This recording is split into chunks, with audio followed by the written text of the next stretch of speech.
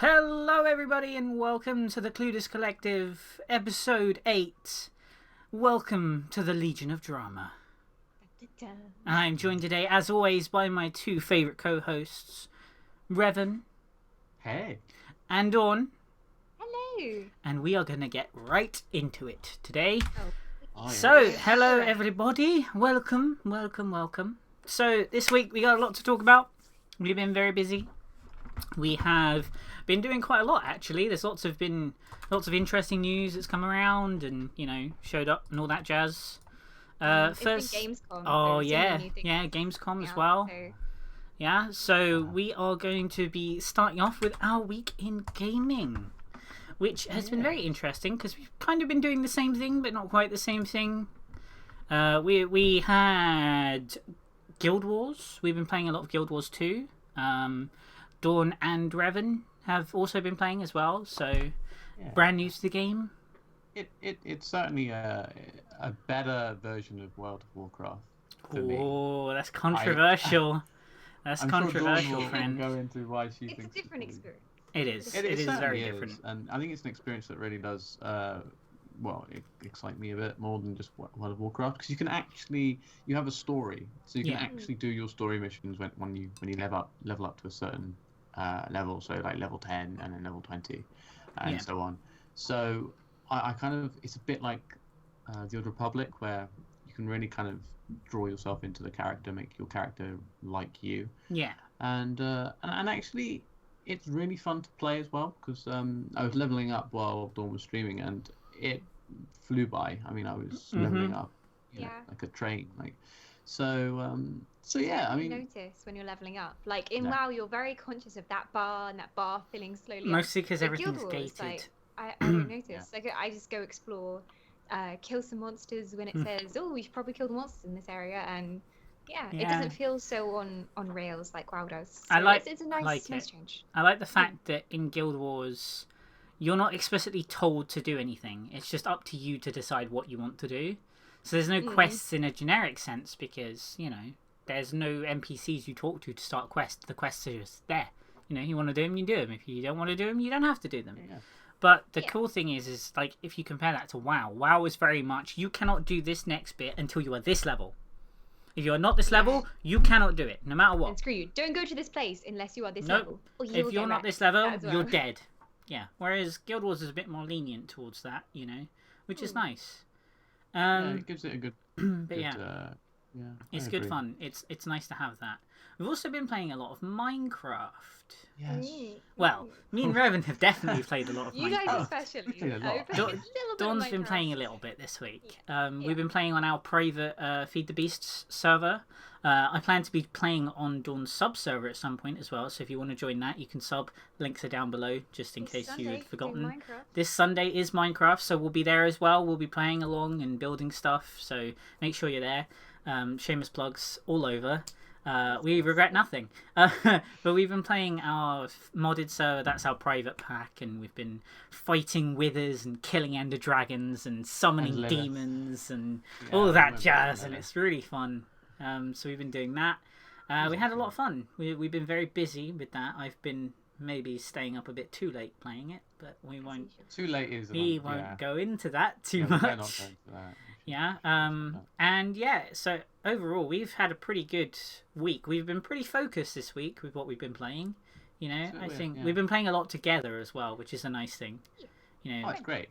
Previously, like our schedules didn't really work out very well, so it's good. I'm glad I had whatever it was. Oh yeah, so, it's good. It's good. So good.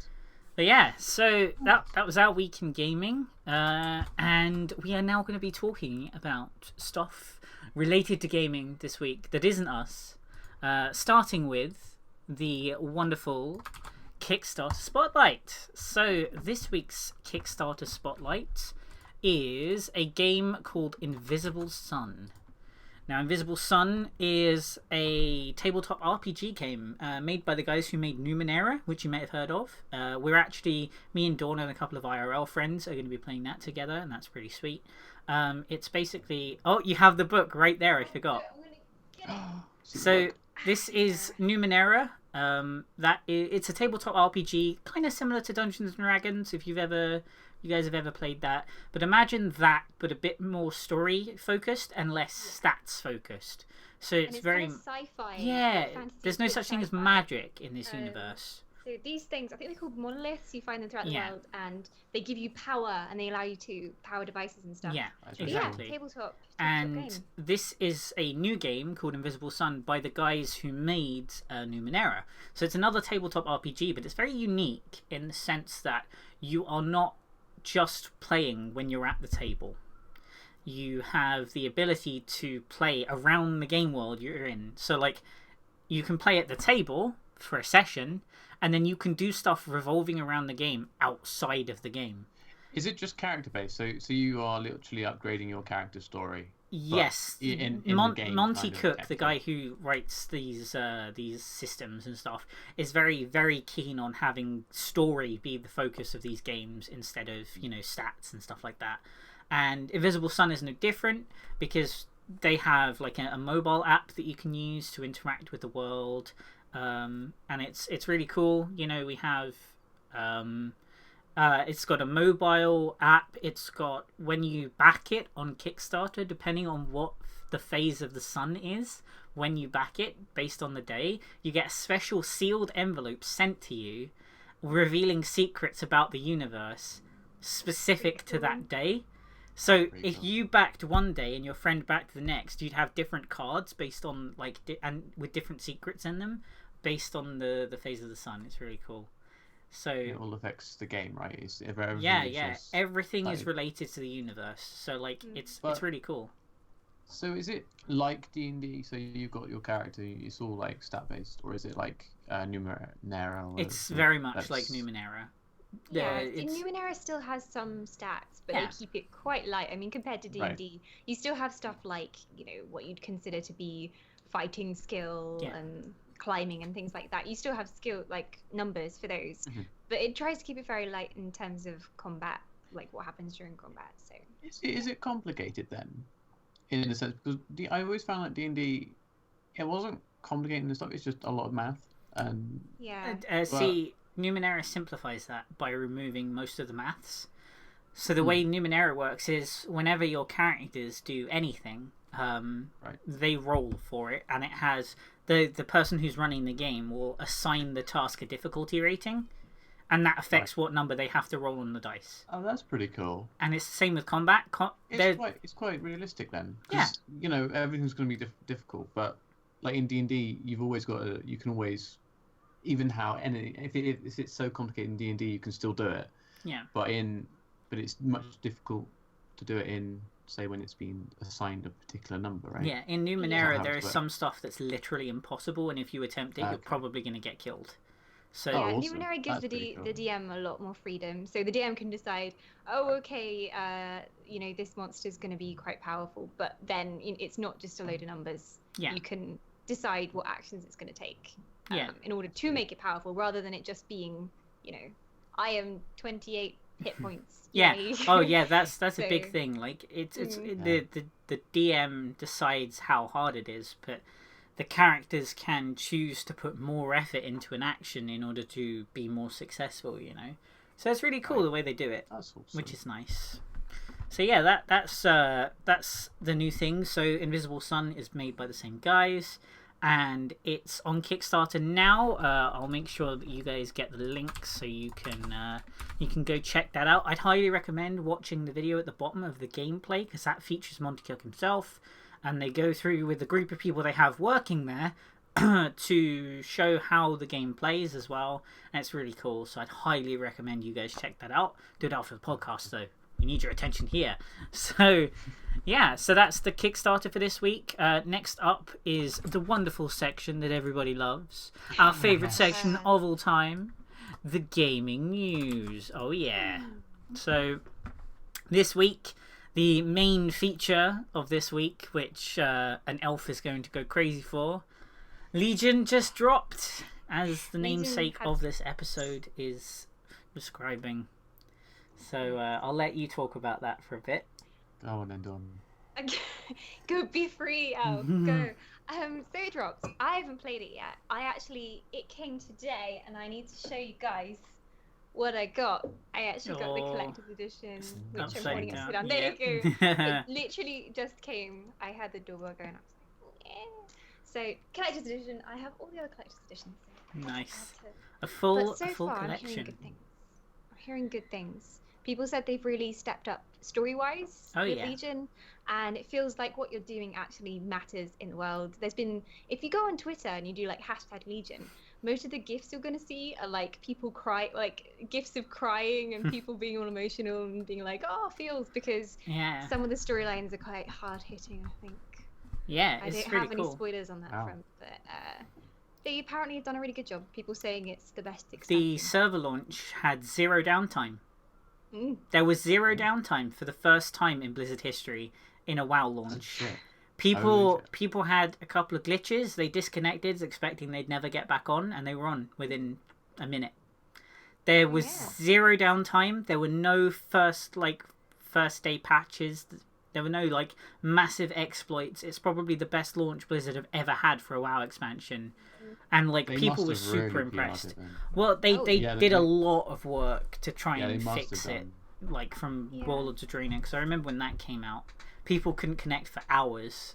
Like the queues were like hundreds of thousands of people, and you just couldn't get in. But yeah, I was talking to my friend who's played since vanilla, and he would always maintain that Wrath of the Lich King was the best expansion, and he would rant on about that for hours. And now he's played Legion. He said this is the best expansion. Wow. So that is very, very high praise, and I hope that it lives up to it. Yeah. Well, I mean, you played from vanilla, didn't you? So you played from original WoW, and you know, I know you've said that you don't particularly understand or like Warlords of Draenor. No, I think they made a mistake in terms of endgame content there, because there just wasn't enough for people to do who was seriously into raiding. Everyone was forced into garrisons, which aren't very fun at all, really. No. Farmville. I'll even admit. I mean, they tried it. Like I don't play WoW as much nearly as Dawn has, but like I was really excited, thinking, oh yeah, I'll get to Draenor, and I won't do all of the whole garrison thing where you only log into your garrison and do your dailies, and I'll go and explore and have no. Within like 2 days, I was only doing garrison stuff, and like I didn't even intend to do it. It just kind of happened, which wasn't something I intended to do, but that's just how it worked. Like it was very clever in the way they got you to stay in your garrison, because everything you did around like the storyline and stuff was like, oh yeah, you've just been to this really cool city where these people are at. Never going there again. Yeah, now you're never going to come back, and the person you need to talk to advance the storyline is in your garrison. Yeah. Oh, and you need this one particular building that you don't have, so you should probably like stay in your garrison for a while and upgrade it a bit. And, they really shot themselves in the foot with how they did that, because basically WoW is a game that's all about social interaction and feeling like you belong as part of a group and a community. And as soon as they made it so that you have your own instanced house, which you never have to go out of because you can buy and sell from here, you can get any materials you need from here, like, it literally just became ghost ruined towns. Everything. Yeah. Have they gotten rid of garrisons now? They nerfed them to a high extent. So previously, garrisons were how you made gold in WoW. Yeah. When Warlords of Draenor came out, if you wanted gold, you did it through garrisons, because you could get gold missions where you'd send your followers off to do some gold missions. When Legion pre-patch dropped, they removed gold missions from the garrisons. So now you can't get gold from garrison missions regardless of what you have there already and all that jazz, in order to encourage people to leave, which they haven't done. So so that's something that's changed, which is good. I think, personally, I think garrisons were a problem that everyone knew, and a lot of subscribers left WoW because of Draenor. They seem to have learnt some good lessons from Draenor. I think, I was watching someone else's stream today who's playing Legion, and they said, I think we needed Draenor to make Legion happen, and I'd agree with that as an opinion. So like they needed to go through that in order to really like understand their community. So yeah. Well, that's good. I hope it's everything you wanted, Dawn, because I know you. I hope so. Yeah. Want a reason to go back to WoW, so we'll see. No, you don't. Yeah, we'll see. Don't Guild Wars. Don't Guild Wars. No, I bought the deluxe edition of Legion because I've seen alpha and beta. I've seen like beta footage of Legion before it dropped, so the closed Legion testing and stuff like that, and literally everyone who was playing it said it was ridiculously good compared to any other expansion that's come out. You know, they've put so much thought into the experience of the player rather than just the game. You know, whereas previously it was how can we make money. This time it's how can we make money but actually make it fun. We have enough money. Let's just but that's the thing. You don't get a lot of money without trying to make more money when you got money. Yeah. When you got money, you want money. Exactly. It's all how it works. Damn it, Blizzard. But yeah, so that was Legion dropping. So we're probably going to be playing that a bit more. And yeah, next up is the Battlefield 1 open beta. Ah, yes. So there's been some mixed stuff around this. Yeah, I guess. Do you want to go into the good bits? Alright, I'll go into the good bits. So, Battlefield 1's open beta is now available. You can sign up. People already had closed insider looks, so if you owned the previous Battlefield games, I'm pretty sure you got an email to say, you know, here's your code for the beta and all that jazz. People are playing it. From the people I've spoken to, they said it's not bad, but it's not like amazing or anything like that. But we'll see. I mean, it still looks like it did back in the day, you know, when we saw it first. But yeah, when I played it this morning, it was very much like we saw in the trailers and in the other footage. But it was extremely fun to play. That's good. Like just being in, probably Conquest is probably better than Rush, the other game mode that they had in the beta. So, but I must say, as though it's really fun to play, it's very much a first-person shooter, and if you're really bad at first-person shooters like me, you might not get as into it. But hashtag that's why he plays Farah in Overwatch. That's why I play Farah. Hey, I'm doing pretty good at Soldier recently. That's true. That's true. But yes, I thought it was really fun. The best thing about it is being in the massive train in the desert. So when the actual big Leviathan train thing comes out, you can spawn in there, and you can literally go hog and literally wreck everyone. So it's very fun. It'll probably be more fun with friends. It's still very much a Battlefield game, so probably flying in it is probably extremely difficult. But I like how they've been true to the 1910, so the pre-World War I with the biplanes, and yeah, it's fun. I mean, it's very difficult to fly planes in it, but it's always been the case in Battlefield. Yeah, well, that's my first experience with Battlefield. So flying aircraft has always been like ridiculously difficult, unless you've like practiced. Yeah, any type of vehicle in a game is usually held to master the controls for. But... Oh right, so I thought it was just a Battlefield 1 thing. No, so it's a Battlefield thing in general. Right. Okay. Flying aircraft in Battlefield games is not very easy. Okay. Well, yeah. All right then. But it's still fun. I know what you mean. Yeah, it's good. And then there was a bad side, and then there was the bad side. So got the prices for the season pass. Yeah. Hey. £100 and something in the UK for a season pass. Oh, and France and Russia are DLC. So, you know, if you want to play those guys, you have to buy the DLC. And the season pass.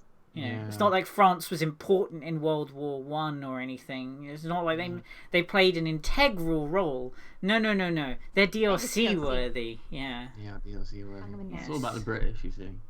Yeah, the season pass is like £50 as well.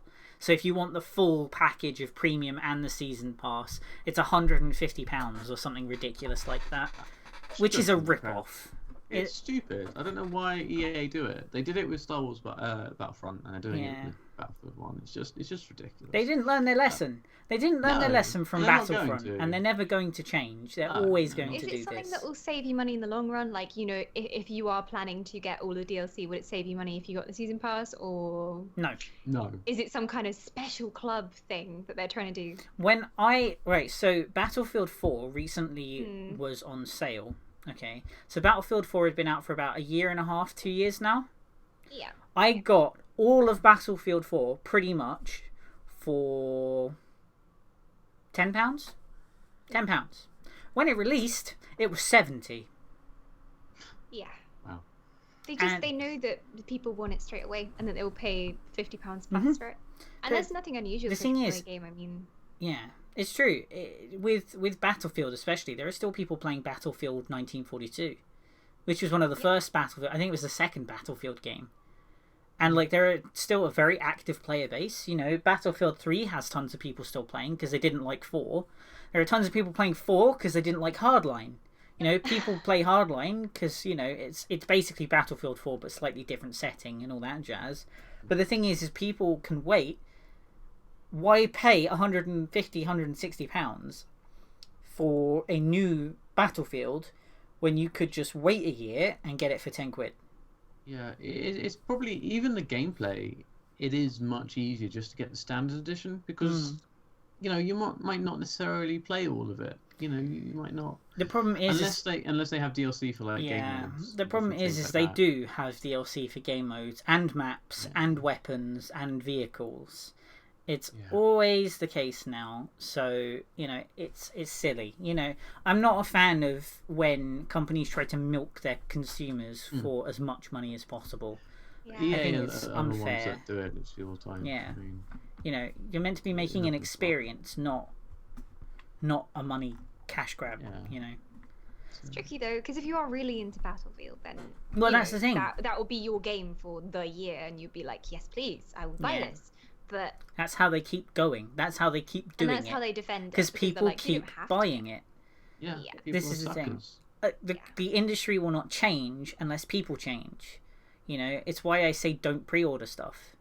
Don't pre-order stuff, because if you pre-order stuff, you're basically saying to a company, here's my money, I don't know what you're going to give me. You could give me complete crap, but I've paid for it, and you said it's going to be good, so it must be My fine. policy is, if I'm going to buy it as soon as it comes out, I will pre-order it, because I'm going to be spending the money anyway, and pre-order packages always have something extra in, so I might as well spend the money before and get something extra as well if I know I'm going to spend the money in the future. But it depends. But I have to really want it. But the thing is even that is a bad idea, right? Look at GTA 5.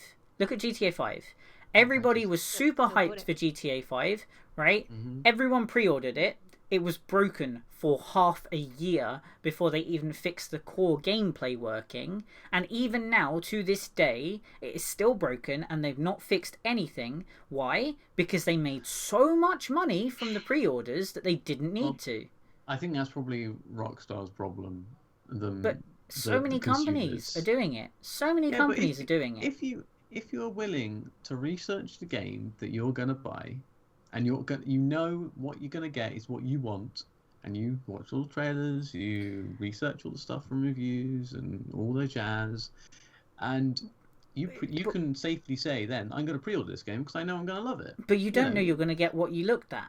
Look at Watch Dogs. Watch Dogs trailer looked entirely different to the game. Even the trailers that came out before the game dropped, like this was supposed to be final version, looked different to the version that players got. That's when you've got refunds on your side. If it definitely isn't what you wanted, or it's only technically broken, and you want to refund, then you can refund it. You can't refund pre-orders. Well, fuck. You can refund pre-purchases. You can't refund pre-orders. Those are two slightly different things. And another example, and yes, I'm bringing it up. No Man's Sky. No Man's Sky came out. Stuff was not delivered that was promised. I'm not saying it's a bad game. You know, I'm sure it fits a very specific type of player. You know, for instance, Revan, I know you particularly enjoyed No Man's Sky because it's what you want from that game. And that's great. But some people don't, because they got stuff they didn't get stuff they were promised, and they were promised it, and at that point it gets to a point where you've got to say, you know, is this what I asked for? if it isn't, but are you sucks to enjoying be it, you. though? You pre-ordered it, you know.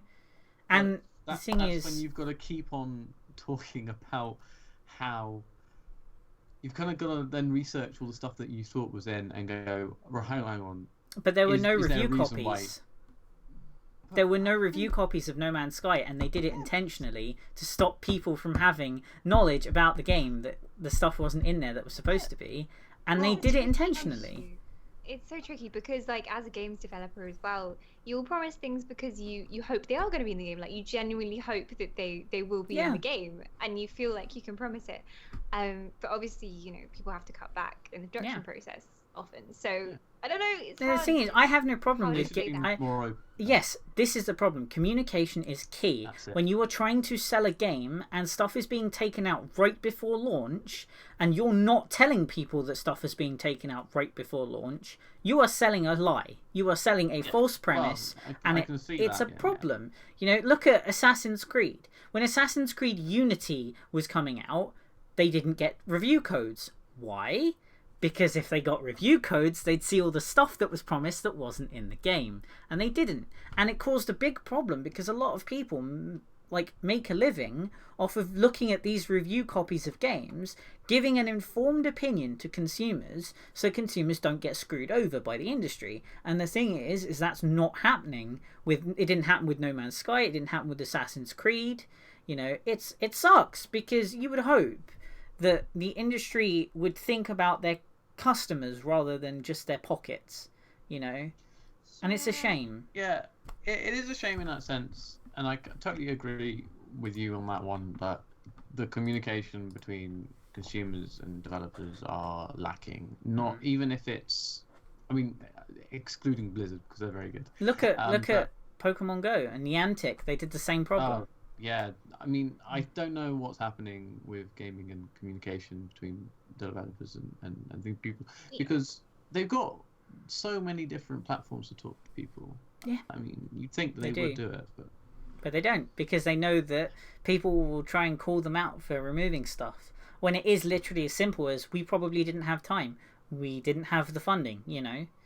Yeah. Which is a valid point. excuse, but people won't take it that way. Oh, okay, yeah. Well, yeah, the problem is a lot of people just won't take it that way, and then they'll be like, "Oh, you lied to us." Lies. So now people aren't saying it, and that's exactly what's happening anyway. You know, it's silly. Anyway, we'll move on from that. It's a hard issue. We'll leave it there. So, in good news, we have The Witcher 3 Game of the Year edition just got released. Oh yeah, €30, I think, which is like crazy cheap. Get it on both DLCs as well. Yeah, you get everything. So good. It's really cool. It's Game of the Year edition. It's on GOG.com. Which, by the way, in and of itself is a good platform. If you want to get a DRM free copy, go to GOG instead. So that's GOG.com, like GOG.com. If you want the Steam copy, you can get that too. It's the same price. I'd recommend going with GOG, by the way, with the Witcher games, because the company that owns GOG is CD Projekt Red. So they own that platform, and it's DRM free, and you get the soundtracks and stuff like that. So I'd recommend that. But it's really cool. You guys have both played The Witcher 3, right? Oh yes, I probably played more than Dawn. Oh yeah, way more. I only played it on stream. We didn't get too far. Yeah, how far did you get? We second or third village, really. Oh, not too far. We were like killing our first big boss monsters and things, so not too far. We met the witch. We just met witch. So. Oh, the blonde one. Ginger one. Triss. Triss. See, good. Triss. Well, I've played whole of the main game, and I played one of the DLCs, but I'm like halfway through Blood and Wine. And I must say, Blood and Wine is probably one of the best DLCs ever. I would even say that the whole kind of DLC for on Witcher is probably better than anything that's probably come out this year. Even No Man's Sky. Well, because Blood and Wine is extremely good. I've only ever heard good things about The Witcher 3. I don't think I've heard any complaints. Exactly, and that's another reason for games development to actually, or even just Project Red in general, are the good guys in this situation. Exactly. They are so Kashima. CD Projekt Red are my role models for how to do games in the industry. They should be, yeah. That's my... If I want to make a game, I want to be as good as them. Not in terms of what I produce, but the way they treat their players. They've done nothing but be supportive for their community. They keep giving them updates about what's happening. They've given free DLC. They've given amazing content. Blood and Wine is almost as big as the core game, if not bigger, if I recall correctly. It's about the same size as Witcher 2, maybe bigger than Witcher 2. So. Crazy. And they gave it away for a ridiculously cheap price because they care. It's ridiculous. I think CD Projekt Red are a good example of what the industry should be like, and so that's why I will always recommend GOG, because they know what it means to be a consumer. Almost, I think every game on GOG is DRM free. You don't need to be online. You don't need to be connected to their servers. You can play it whenever you want. As long as if it's a single play offline game, that's it. You can put it on a USB, you can give it to your friends, it's fine, do it. They even encourage it if you want to share the game with them. They ask you to support the developers, but they say, hey, if you've got a friend that wants to try the game and they can't afford it, just give them the copy of the game, see if they like it. If they like it, then you can support us, And the thing is it's something that I think a lot of game devs should really be focusing on, is focus on the players, not your pockets. Yeah. That's what I think should be happening. But, we'll see. But yeah. In other news, we have some more games to talk about as well. Okay. Cool games. So Obduction, which if you guys haven't seen, it's a game made by the guys who made Myst and Raven, which are very well known in the gaming world. Dawn, you've played Myst when you were very, very little. When you were a young elf, only 700 years old. Only when I was 700 years old, about around then. I used to play it with my father elf, and we'd solve puzzles and things together. There were some very frustrating puzzles. It's a sort of game where you need a notepad beside you and to be drawing diagrams and writing down things. Old Legend of Zelda style. That old, old styly puzzle solving. Massive scrolls of a dungeon where you've drawn the entire map by hand and you have to work out the routes manually. That's the sort of game Myst is. Yeah, very, very atmospheric. There's always something very mysterious about their games. It's like whole atmosphere of, I don't know, you never quite know what's going on, and it's all about exploring and finding it out. Yeah. You really get it with Obduction, actually. I watched some of the review on PC Gamer, and it really does look just so atmospheric and so beautiful in its design. And some of the music as well just gives you like the creeps, because it's so well done, so put together. It's something I'm definitely going to look into. I think I might be quite fun. I'm very tempted to get it for stream. It would be a great stream game. If it's anything like watching you play Ori and the Blind Forest, it's totally worth. God. It doesn't have any jump puzzles. I mean, hopefully these puzzles will be actually really hard though. So I'd like to have a chat helping me solve the puzzles. Like if everyone's on the same level. Trying to work out the puzzle together. Cyan Worlds, the guys who make these games, are very well known for making these puzzles impossibly stupidly hard. Like in Myst, I believe there's one puzzle where you have to type in into a keypad, which activates a lever on the other side of the map, and then when you flick that lever, you have to go somewhere else, and it does one thing. And it doesn't tell you any of this. You just have to figure it out. And Obduction is working on the same principle of, it's going to be hard, but if you figure it out, you'll feel great about it, Huge sense of accomplishment. Oh, yeah, big time. So I think that's going to be good. And then we had Vampire. So Vampire, or Vampyr in Swedish. We saw footage of this, or at least we saw a trailer of it at E3, and we did our E3 episode, episode 1 actually of this podcast. We talked about the E3 stuff, and I'm pretty sure we talked about Vampire on that one, if not the second episode. So if you haven't seen that, go check it out on the YouTube channel, and you can find us by typing in Google Clueless Collective episode 1, and you should find us on there. Look on YouTube's. I'm sure one of the mods will link the channel at some point. Although most of us are here talking, so that's a bit awkward. But oh shit, it's all on you, Zio. Yeah, go on, Zio. I know Go you can on, do Zio. it. You can find a channel. There, there we go. But yeah. Oh, beautiful. There we go. And yeah, so it's a really cool game. It's set in World War One England, which is really cool. And it follows a man who is a vampire. And his story, basically. It's very atmospheric. The combat's a little bit clanky from the footage we saw, but it's a pre-alpha demo, and it was the first like 14 minutes of the gameplay in the pre-alpha demo. So this is before it's ready to be even like talked about, so to speak. Yeah. But it looked, it looked really good, to be honest. I wasn't sure what I was expecting. But I have to admit, like, the footage, looking at the footage, it's made by the same guys who made Life is Strange.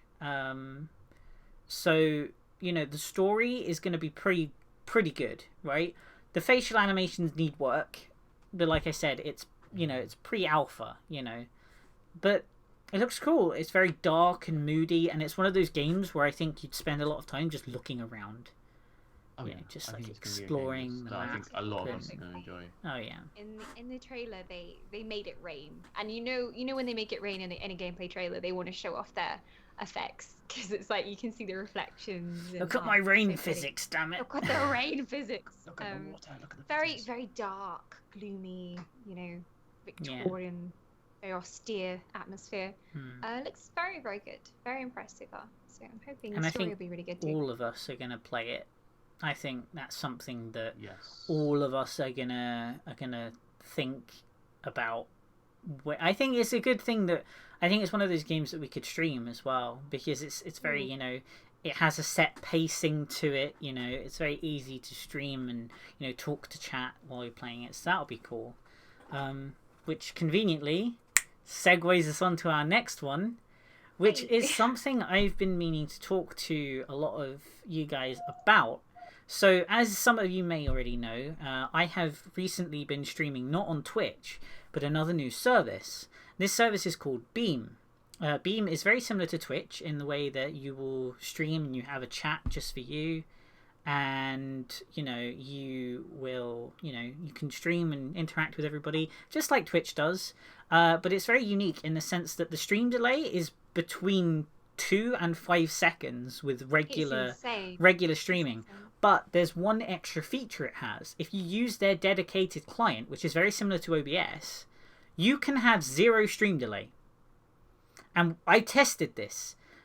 I was streaming Overwatch yesterday, and I had 0 stream delay. While Revan and Dawn were in Discord with me, they could hear me talk and see me say the words. It sounded like we were just listening to you talking. Like, literally your mouth was moving with your voice coming off the stream. Yeah. And this is while I'm live streaming a game. And it's insane. And the thing is they add extra features. So on Beam, you can use their interactive SDK. So they've provided a developer kit to interact with their streams, where basically I was playing Minecraft the other day and I was testing this out. So I made a custom mod pack for Minecraft, and I integrated it with my Beam account. And what happens is your stream will like minimize into a slightly smaller window, right? And you get a bunch of buttons on underneath the game, underneath the screen of your stream, and people in the chat can click those buttons and do something to you in the game live. So for example, we kind of all got together, the people who were in his chat, and we all made sure we had the volcano erupt button fully checked out, so a massive volcano would just literally spawn in the middle of where Ashen was, and you'd have to go in. And I'd have to go in and stop it from erupting, and I failed miserably because I didn't know what was doing. But the thing is because it's 0 stream delay, like as soon as you click that button, it happens in the game. Oh yeah. So people were having like a day-night war with my game, where I was running around trying to find resources, and there'd be people in my stream constantly changing between day and night. So it was very difficult because mobs kept just randomly spawning near me, even though the day was switching back and forth, and it was all live. People could say something and I'd be able to respond immediately to that, and they'd be able to change something in the game. So, you know, someone started a gold rush where basically a bunch of ore spawns and you have a timer to collect it all. And I was doing that, and while I was doing that, people were changing day and night live, you know, while they were in the chat. And they were having like competitions about who was going to win out of the day and night people, which was really cool.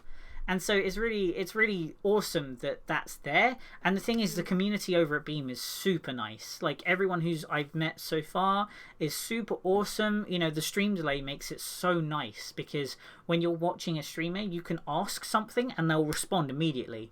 Yeah. Like, there's no gap, you know. And the cool thing is like Restream supports it as well. So if you want to stream on Twitch and Beam at the same time, you can. You don't get zero stream delay, but you get like 2-second stream delay, you know, give or take, which is crazy. You know, Yeah, it's incredible. insane. And so, like, I think it's a really good platform that people should like start having a look at, you know, because I think it's something that a lot of you might enjoy as viewers. So I'd highly recommend you check it out. And we have another really cool thing around that, which is we have the Clueless Collective stream team. So what that does is basically it is a page where you can see all of the people who are part of the Clueless Collective community on Beam, where you can catch our streams live and you can see us there. You can flip between the people. All of our information's there, you know, and it's really cool. And I think, you know, if you guys haven't already, make an account on Beam. Even if you don't plan to go there all the time and just watch us, I'd highly recommend it because it's really cool. And it's super awesome to have you guys there, like, talking to us in real time. Because we've tried it, and, you know, me and Revan have both tried it, and it's really cool. You know, That's so, like, incredible. yeah. I'd recommend it, guys. Chat delay is crazy. It like, is. It makes it so much nicer for streamers and viewers because, like, when I'm streaming and somebody comes in, they're like, "Hi," I know that they won't get my reply until like 3 minutes later. It's or 30 something seconds, yeah. Yeah, it's really slow sometimes. I think honestly, if Twitch wasn't the top dog, something like Beam would be the preferred streaming platform because it has the viewer integration stuff, like the Minecraft stuff that you're talking about. Yeah. And yeah, it works for other games. as People well. made a fully interactive version of No Man's Sky, you know, where you can control a ship in No Man's Sky with zero lag.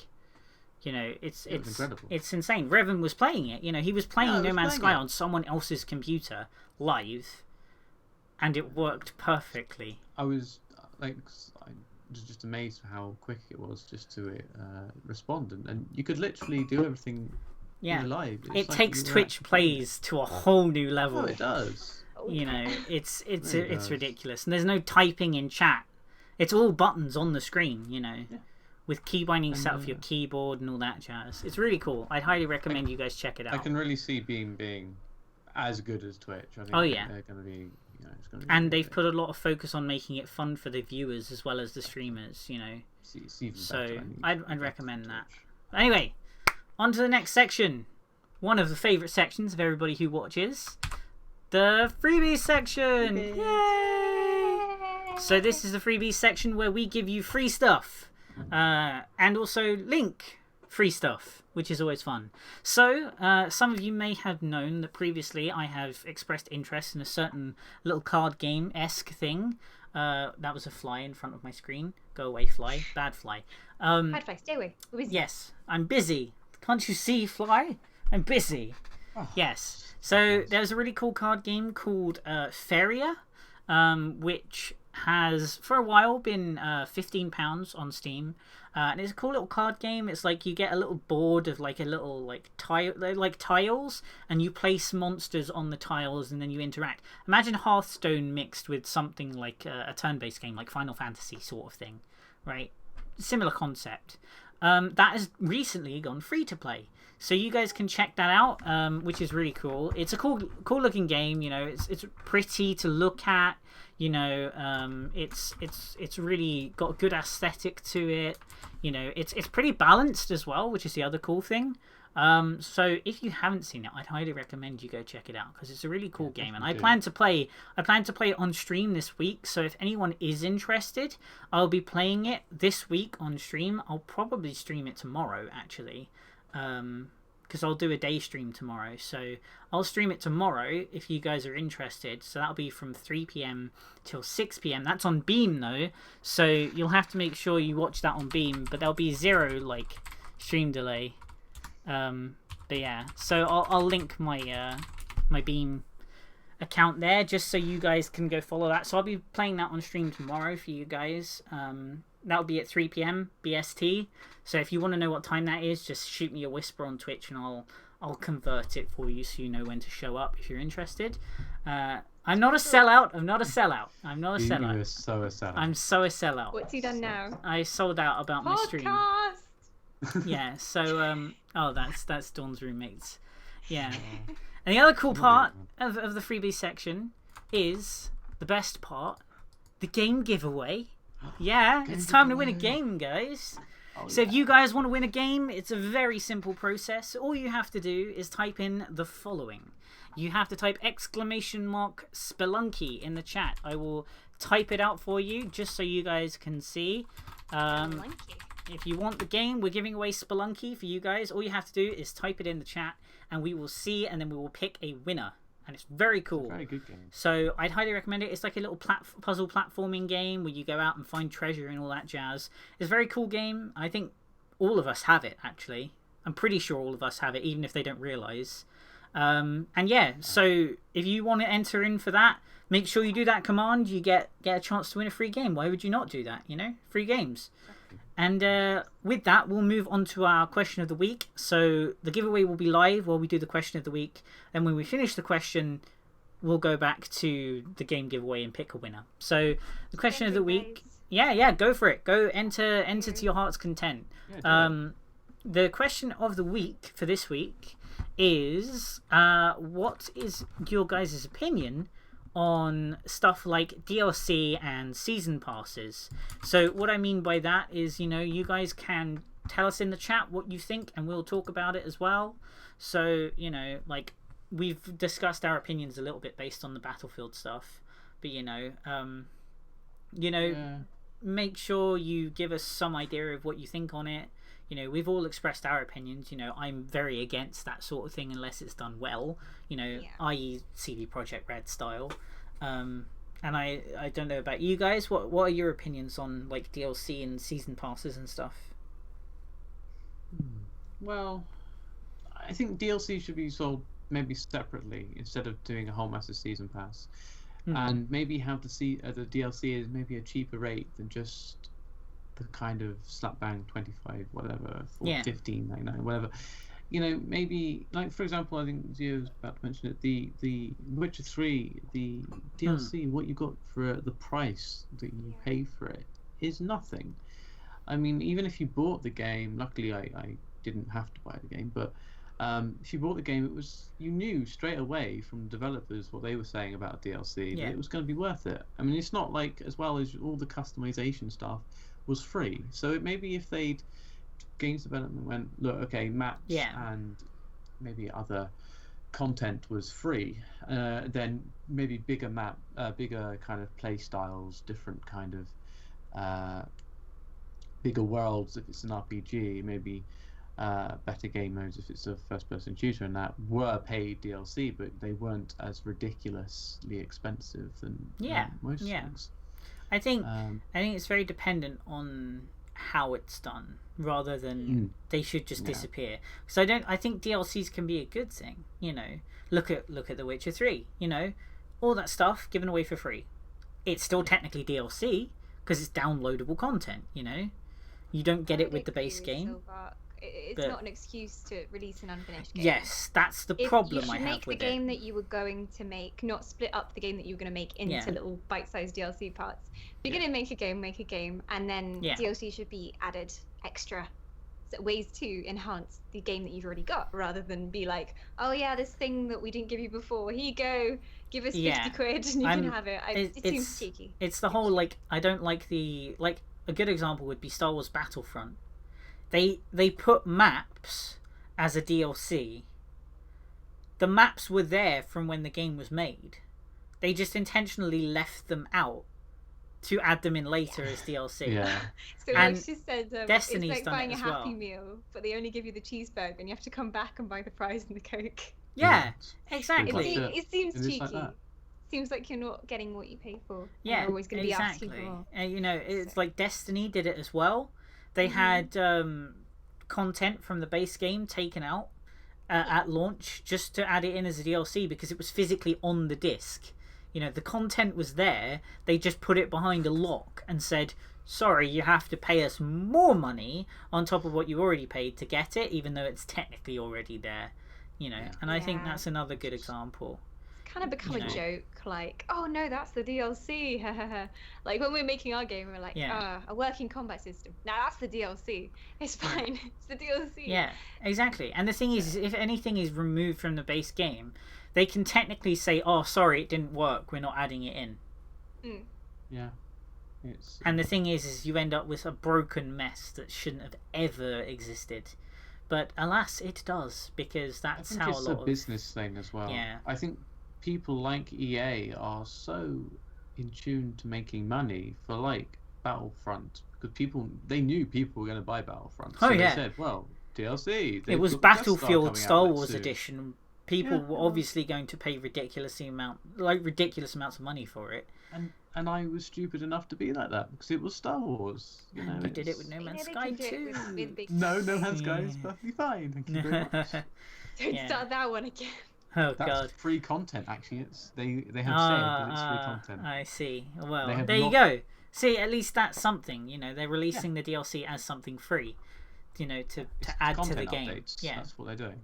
You know, and then you look, like as Silvark said as well, like you know, the Division, when it first released, it was very unbalanced, very buggy, you know, but they have said they're not working on content patches, I think, until they fix the core game. So I think they are working on it. Right. And they have said, you know, we realise it was a bad release, you know, we're trying to fix it before we put anything else into it, which I think is a good thing to do. You know, as a developer, I think it's really important that you keep that line of communication with, you know, the people who are going to be potentially buying your game. Another example is Deus Ex. So when Mankind Divided was announced, they had a pre-order, like, timeline, where if a certain amount of people pre-ordered the game, extra benefits would be added to the game, and people did not like that one bit, and they removed it because they saw people really hated it, and they were like, okay, yeah, cool, we'll get rid of it, we're sorry we tried this, you know, we thought it'd be cool, it wasn't, we're getting rid of it, you know. And I think that's good. So I think it's something that should be kept along those lines of, you know, keep the communication up. Tell us what we're getting, tell us what we're not getting, and then bring us DLC that's actually decent and not just content locked behind a paywall. Ash, thinking about it, what about if you really want, because I know, okay, I'm going back to No Man's Sky, but I know that what Hello Games wanted to do is they didn't want to take the surprise out of the game.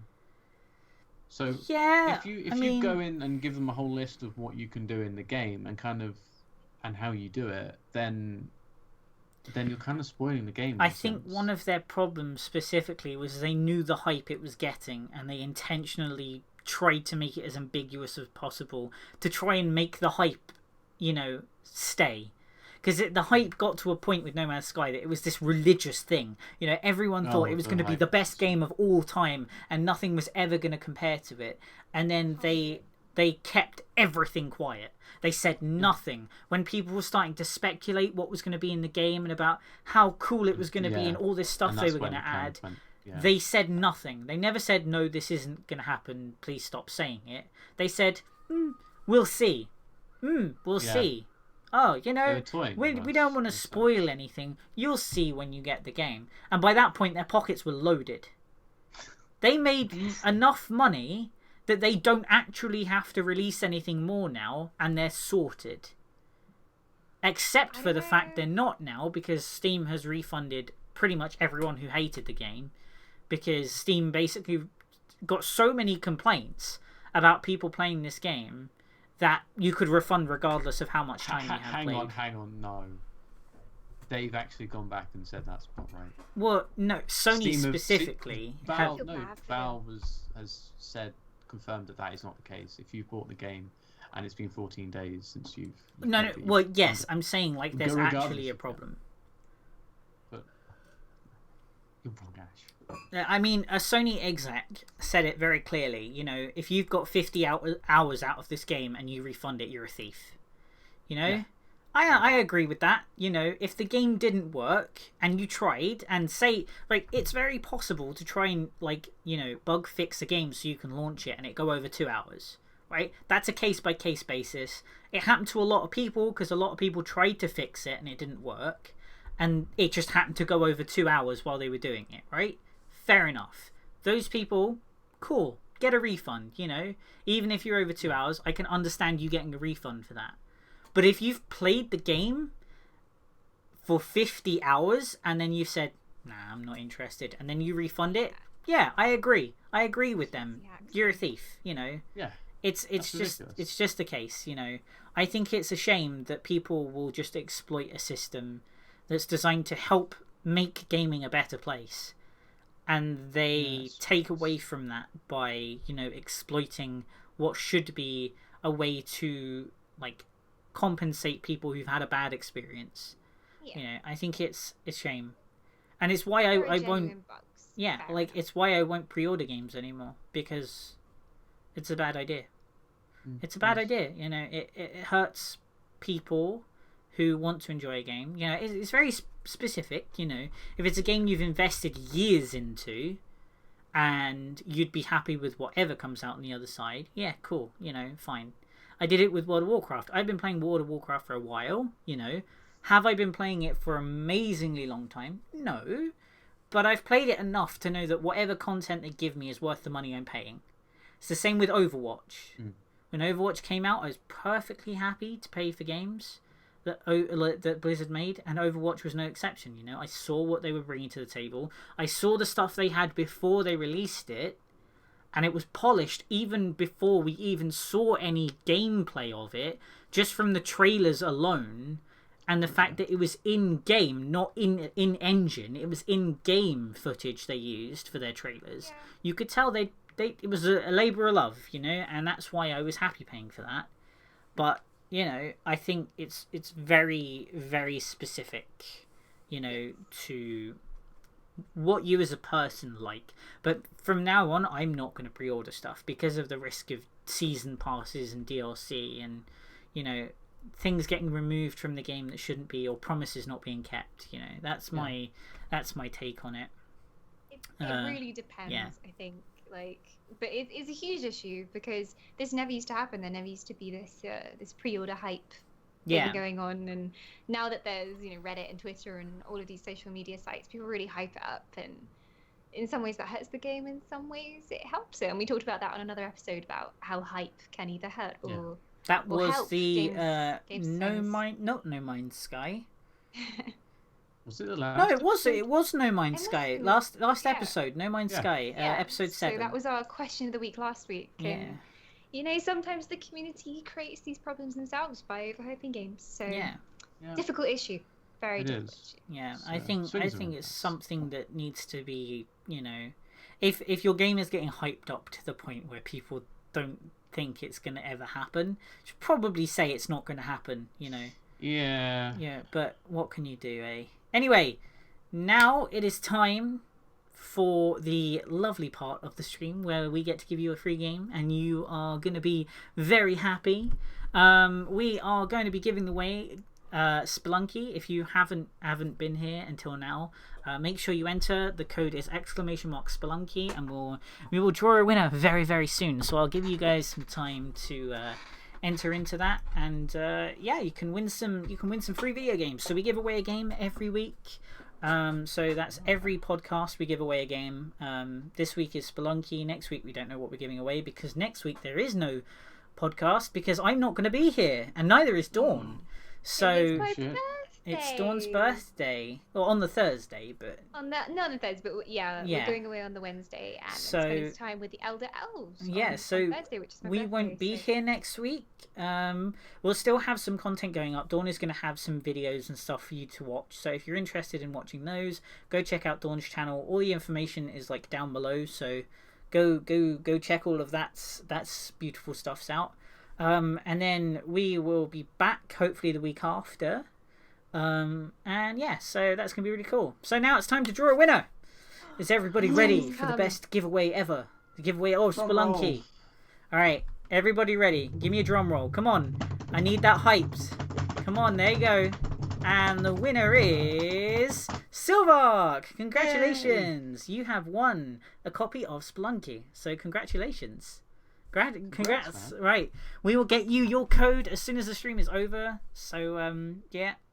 And as always, guys, thanks for tuning in to the podcast. We will be back not next week, the week after.